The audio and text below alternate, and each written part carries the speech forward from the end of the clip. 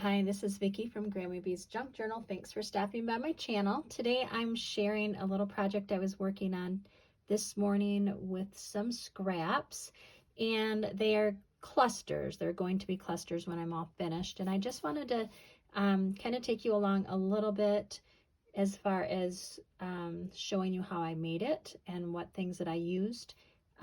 So this is what they're going to look like, but I'm going to, when we're all done here, I'm going to tear them apart, and then you will see a cluster, and then we'll talk a little bit about what we could use those for. So the base is a piece of copy paper that I soaked in some coffee, some leftover coffee. And then I've been making journals, and so I had a bunch of scrapbook paper. So I just got a tray out and I tore some pieces of the scrapbook paper that I had left over. I had some of this textured paper. It's got a very nice texture. I actually got a pack of this at the Dollar Tree. I think they must just be like cutoffs. It's just a variety package of different kinds of textured paper. So I just tore some, and then I put some stamps. I used one of my stamp sets and just made a few of these that I could use. Then I got into my box that has all of my embellishment or my ephemera in it, and so I just grabbed a handful and threw them on this tray. And then I grabbed another handful from a bag that has smaller pieces. So I was kind of, my goal was to use like 5 pieces per cluster without overthinking it. So I grabbed some pages from a vintage book, and I tore them. I just kind of tore them into pieces that were like maybe 3 or 4 inches. And then I inked up the edges of them. I used this distress oxide. So that's what I used to ink up the outside.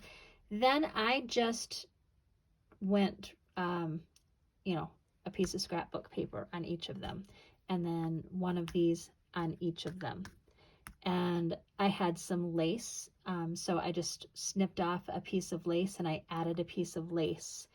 And let's see, then I wanted kind of like a focal point, so I just grabbed a piece of ephemera for each one, and I'm kind of calling that my focal point. Then at that point, I took a picture, so because I knew where I wanted them, but I had to glue them on, I had to glue them down, so I didn't want to mess them up. So I took a picture with my phone so I could refer back to it. Then I took it over to my sewing machine and I used a zigzag stitch. No specific way. I just kind of, put zigzags, like 3 little lines, just random order across, just to give it, just to add a little bit more to it. Then the last thing I did is I just glued on a little gem on each of them just to give a little bit of sparkle. And then that was it. So why did I do 6 of them on one? Well, because I thought I hadn't did this process, but I was able to get 6 done very quickly. So that's why I did it. Typically when I make clusters, I just do them one at a time, and it's kind of a timely process to do that. But today I wanted to see how many I could get on this one piece of paper and see what it looks like. So then the last thing I have to do, all I have to do is I'm just going to tear them out as best as I can, hopefully not ruin them.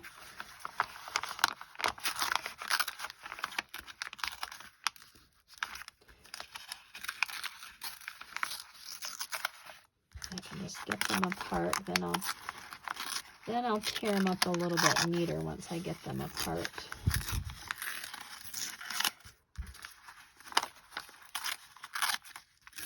So I glued, the glue that I used was art glitter glue on all of the paper, but then when I was putting the lace down, I used fabric tack on that. And then any of the pieces that touched the fabric, I used fabric tack just to make sure that it was secure. Okay, so now I have 6 of them, and I'm just going to kind of trim them up. Not trim them, I guess I'm tearing them a little bit closer to the cluster. And then, what am I going to do with these? Well, I can use this on a tag.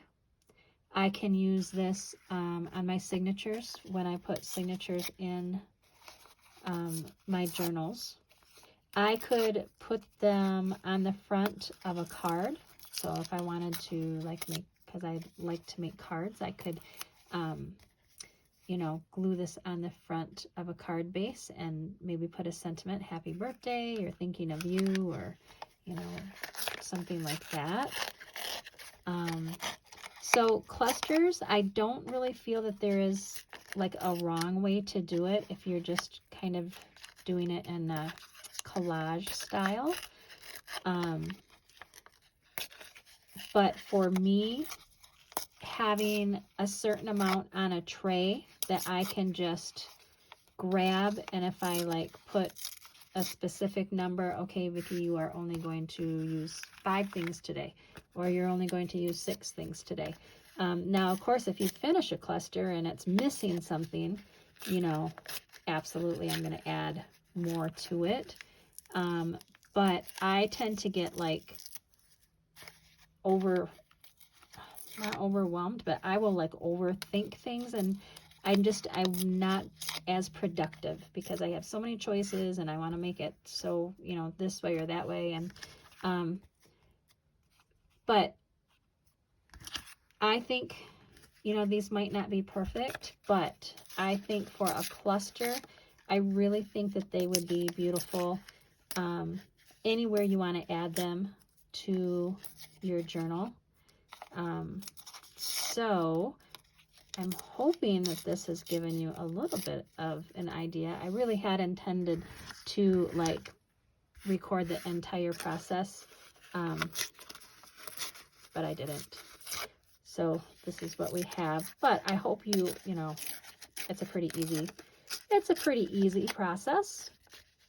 So, you know, you just start with your base and then build up from there, and give yourself a certain amount of things that you're going to use. You know, today I'm going to get into my scrap box. I'm going to use a few buttons, a few sequins, a little bit of lace.